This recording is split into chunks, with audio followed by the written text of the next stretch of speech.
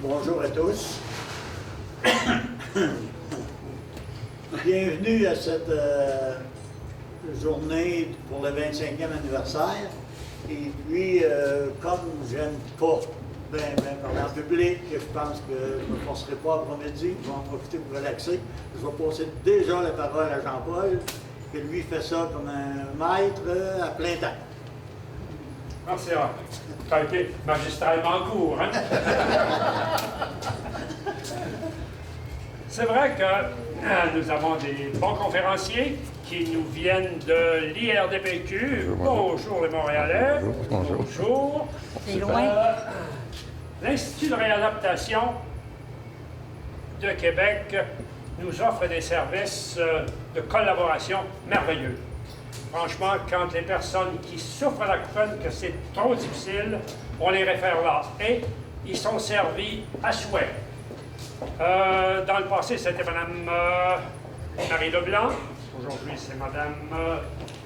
c'est M. Pouliot, dans le domaine de l'audiologie.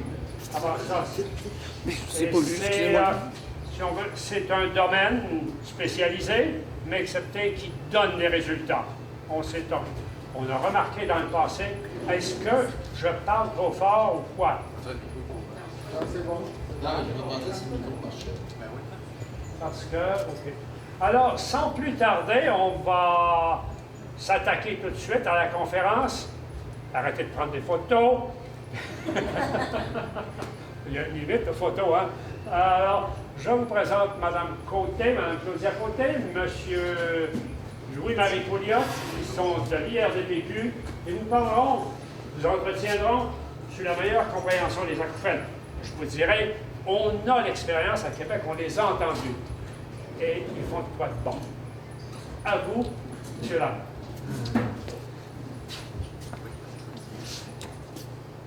Ah, vous regardez. Bonjour.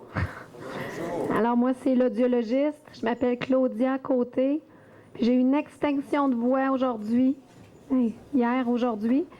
Alors, c'est comme les acouphènes, là, j'ai pas choisi d'avoir ça aujourd'hui. Et c'est arrivé. Fait que là, il faut que je fasse avec. Alors, je suis très consciente qu'il y a beaucoup de gens qui font de l'acouphène, qui ont également des problèmes d'audition. Donc, d'écouter une conférence dans une salle, c'est quelque chose de plus difficile.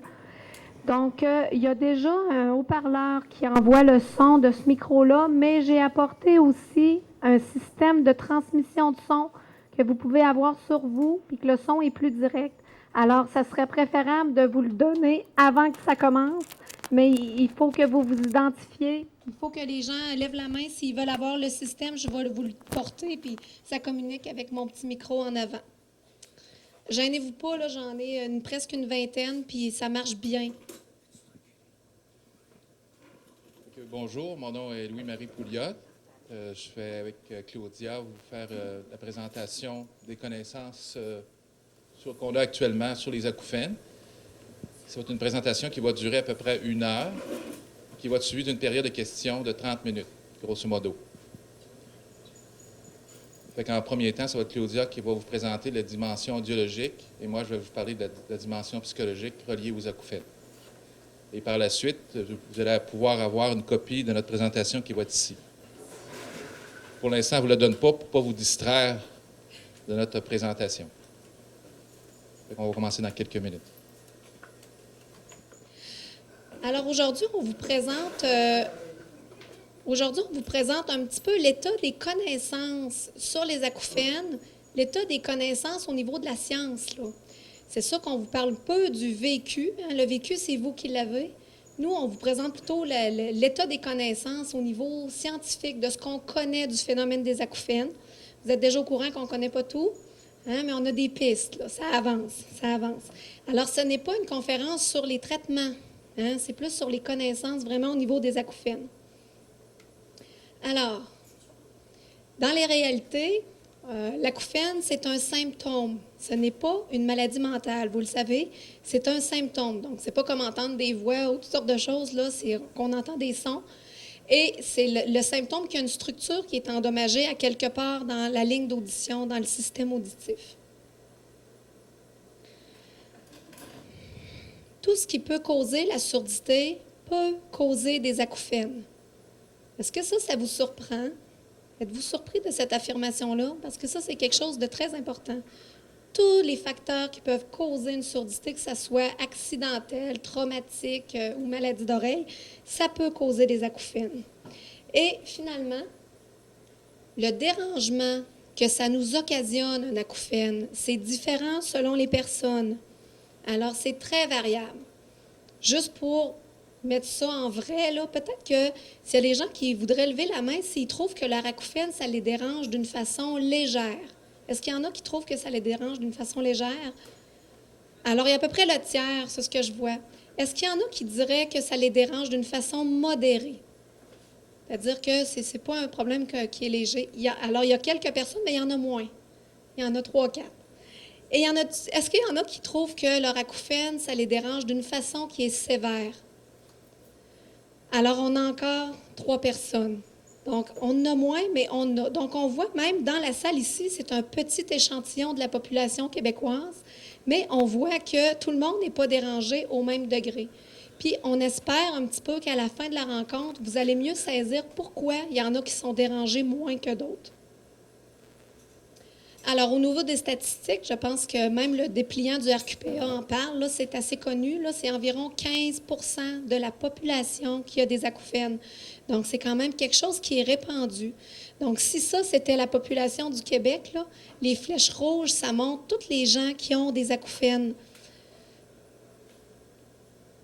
Et de ce nombre-là, des personnes qui ont des acouphènes, il y en a environ 25 % qui est dérangé par la présence. Donc, on pourrait dire que c'est modéré ou sévère. C'est à peu près le quart des gens qui ont des acouphènes que c'est ça.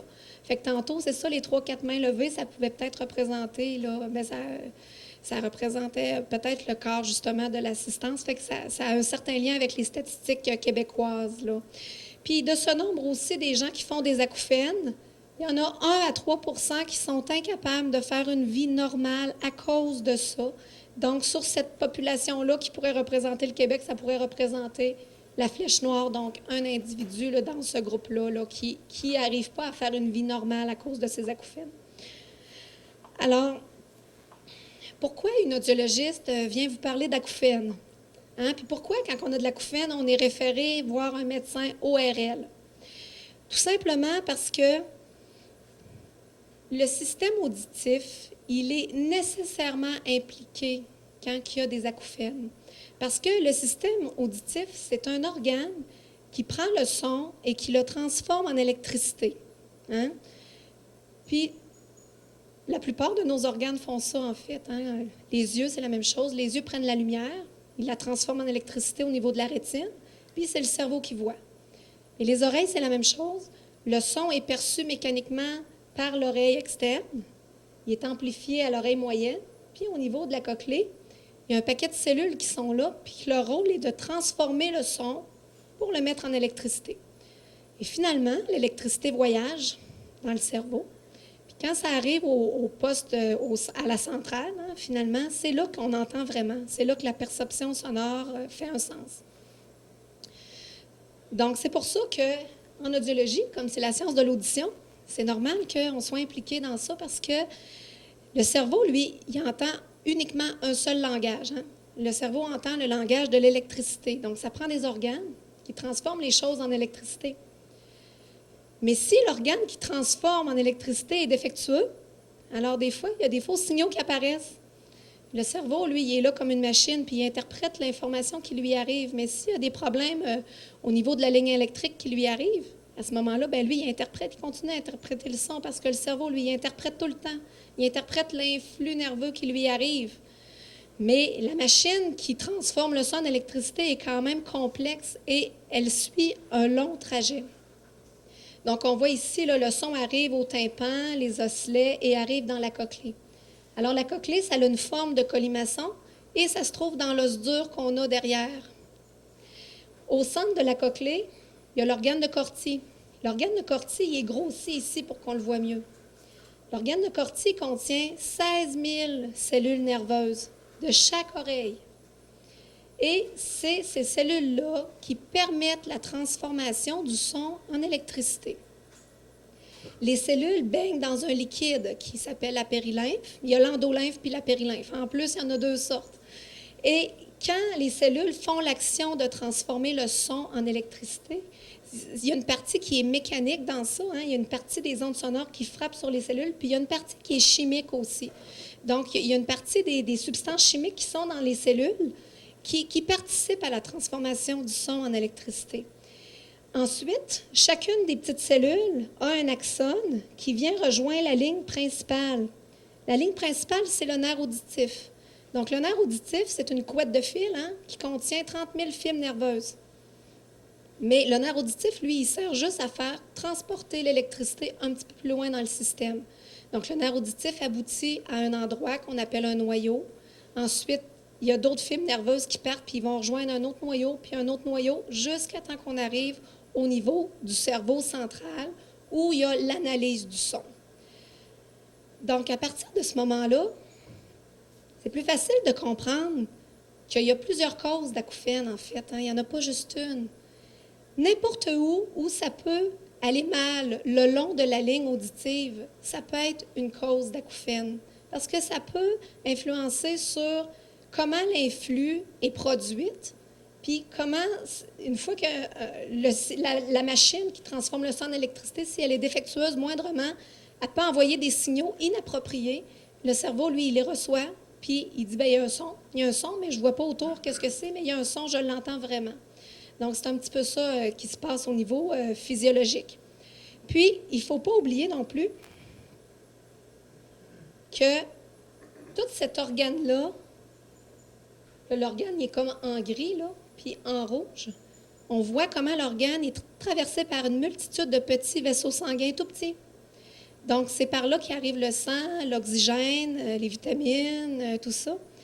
Donc, ça ajoute un autre facteur de plus qu'il faut qu'il marche bien pour que notre ouïe entende bien. C'est-à-dire qu'elle entende quand on parle, puis quand il y a des sons, puis que quand c'est le silence, elle n'entend rien aussi. Ça fait partie de la santé de l'oreille, ça, que quand c'est silence, on n'entend rien. Alors, quand il y a des acouphènes, c'est parce qu'à quelque part, dans un de ces systèmes-là, que ce soit le sanguin, que ce soit les cellules, bien, il y a quelque chose à quelque part qui fait un petit défaut, puis ce petit défaut-là, bien, il est perçu par l'organe qui interprète le son, qui est le cerveau.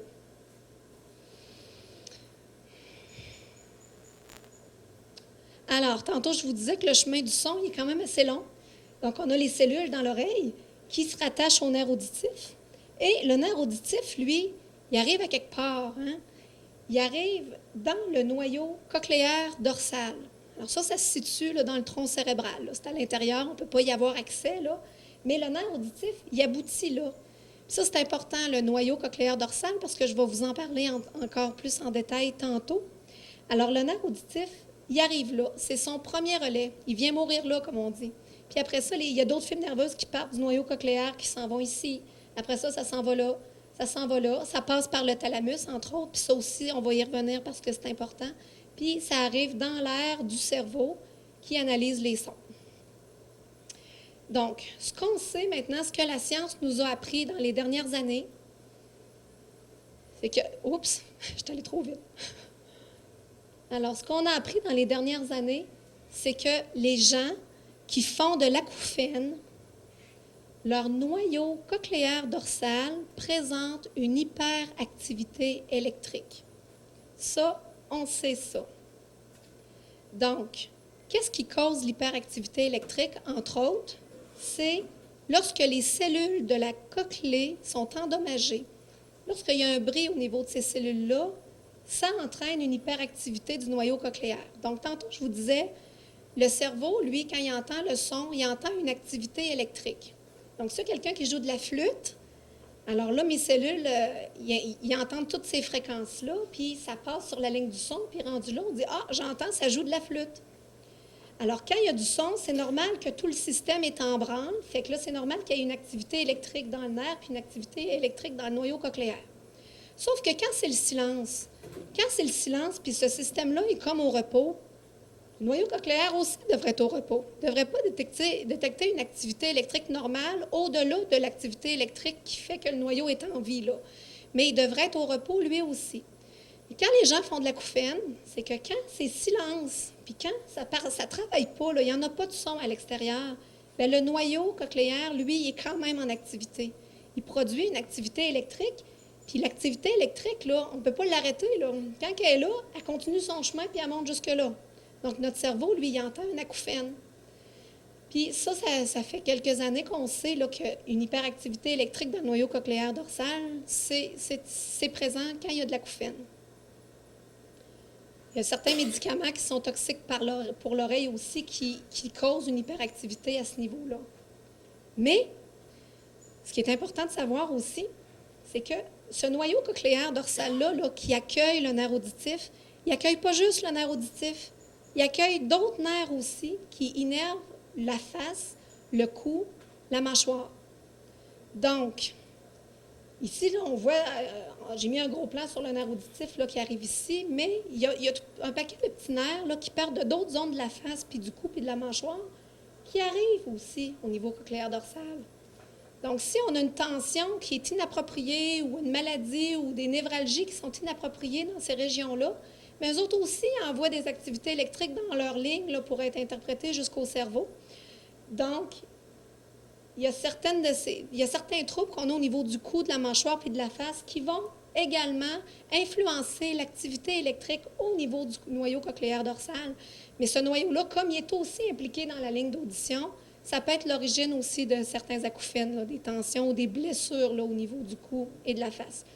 Donc, c'est pour ça qu'au niveau de la science, les facteurs qui ont été plus facilement identifiés comme étant à l'origine des acouphènes, c'est vraiment les troubles à l'intérieur du système auditif ou les troubles par les vaisseaux sanguins qui alimentent le système auditif ou encore par les problèmes au niveau du cou, de la tête, l'arthrose cervicale, toutes les choses qui peuvent ressembler à ça, les accidents, les traumatismes au niveau du cou et tout ça. C'est tous des facteurs qui peuvent être aussi à l'origine de la perception auditive d'un acouphène. Donc, ça, c'est des choses que la science a quand même mis en lumière. On en sait un petit peu plus à ce niveau-là. Il va toujours y avoir des acouphènes qu'on va se demander pourquoi est-ce que ça nous est arrivé puis pourquoi on l'a. Mais en même temps, dans notre système, il y a tellement de substances chimiques, puis le sang, nos vaisseaux sanguins, tout ça, qu'à un moment donné, ça peut devenir difficile de trouver l'explication individuelle pour chacun. Donc, si on fait un résumé, les gens qui sont assis ici dans la salle et qui ont des acouphènes, il y a quand même une forte chance que la cause de leur acouphène entre dans la page qui est écrite ici. Donc, toutes les formes de traumatisme sonore, une exposition au bruit prolongée ou une seule exposition au bruit qui a été assez intense, qui a brisé des cellules nerveuses. Donc, dès qu'il y a un bris de cellules nerveuses, il y a un risque d'acouphène. Alors, la surdité, il y a différents types de surdité, mais toutes les surdités, un jour ou l'autre, affectent, à un moment donné, le système de l'ouïe et les cellules nerveuses à l'intérieur de l'oreille. Donc, la surdité puis les traumatismes sonores, c'est les causes vraiment les plus répandues, les sources d'acouphènes.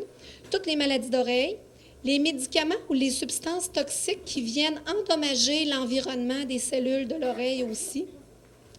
Les doses massives d'antibiotiques intraveineux, des fois, on a un empoisonnement du sang ou des choses comme ça, c'est des médicaments qui sont toxiques pour les cellules de l'oreille, donc on peut faire de l'acouphène par rapport à ça. Des substances comme le mercure et le plomb aussi qui intoxiquent le système. Vous savez que Beethoven est devenu sourd à cause qu'il était intoxiqué au plomb. C'est une des raisons pourquoi il a développé sa surdité. Donc, c'est ça. Si on travaille dans des environnements toxiques, ça peut être la cause de la surdité, des acouphènes ou les deux. Et des changements chimiques dans l'oreille de toutes les natures. Dans les causes qui sont reliées indirectement au système auditif, il y a les traumatismes crâniens, évidemment, parce que quand on a un traumatisme crânien, on a des hématomes aussi au niveau du cerveau. Fait que si ça touche de près ou de loin à la longue ligne auditive qui part de l'oreille, qui va au cerveau, il peut y avoir un risque. L'artériosclérose, parce que ça touche tous les vaisseaux sanguins du corps. Puis dans l'oreille, comme c'est des capillaires,